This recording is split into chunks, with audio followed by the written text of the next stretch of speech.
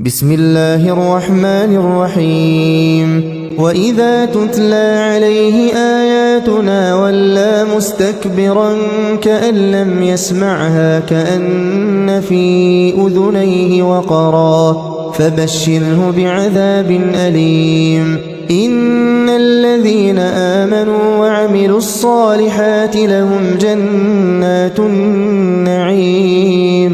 خالدين فيها وعد الله حقا وهو العزيز الحكيم خلق السماوات بغير عمد ترونها وألقى في الأرض رواسي أن تميد بكم وبث فيها من كل دابة وأنزلنا من السماء ماء فأنبتنا فيها من كل زوج كريم